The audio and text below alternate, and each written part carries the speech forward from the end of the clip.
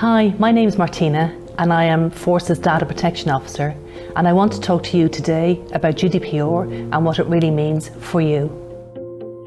How do you store data in a safe and confidential way? What happens if you send an email to the wrong person? What do you do when you get a data request from a member? Remember, while it is the law, it is also a human right. I'm here today to tell you the way that data protection applies to you and your union work. Once you get the basics, it's actually quite simple, and a lot of it is just common sense.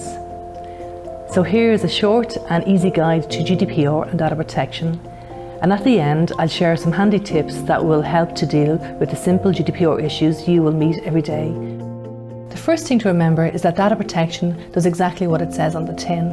It is simply about protecting personal details and information and making sure they are always safe, secure, confidential and used in an appropriate manner. Most of the time the data you'll be dealing with will be people's names, their addresses, their phone numbers and emails.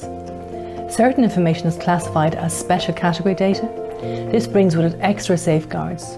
Trade union membership is considered special category data, along with medical records, details such as religion, race, sexual orientation and political opinions.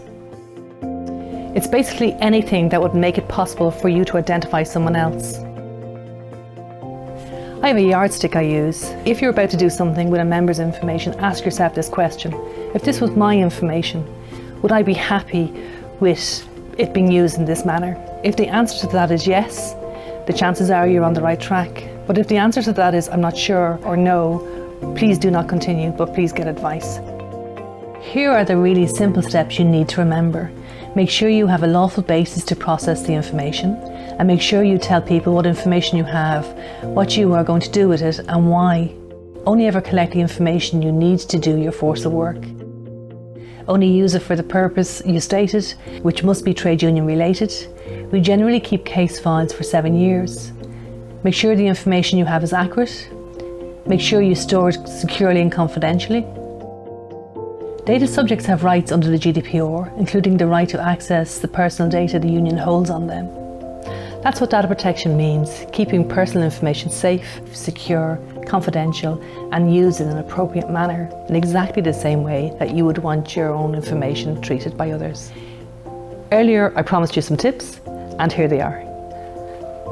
Number 1, BCC, 3 letters that will save you so much worry and stress.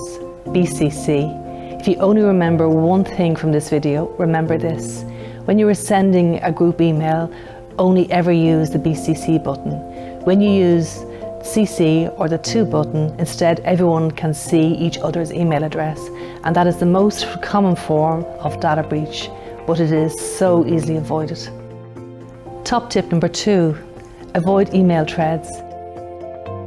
So it's so easy to do, and we've all done it from time to time. An email starts with one subject and at the very end there could be someone's personal data on that, and I have had a data breach involving that, so please avoid email threads. Top tips number 3, please use passwords if you are sending files that have personal information in them. If you send the email to the wrong person, they cannot open the file, so please use passwords. If you think you have made a mistake, don't worry, we can help.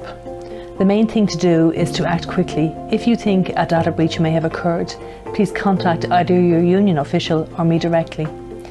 If it is a data breach, we have to report it within 72 hours to the Data Protection Commission. So if you have any doubts or are worried about data in any way, contact me. We are here to help. That's what Fórsa is all about, working together and protecting each other.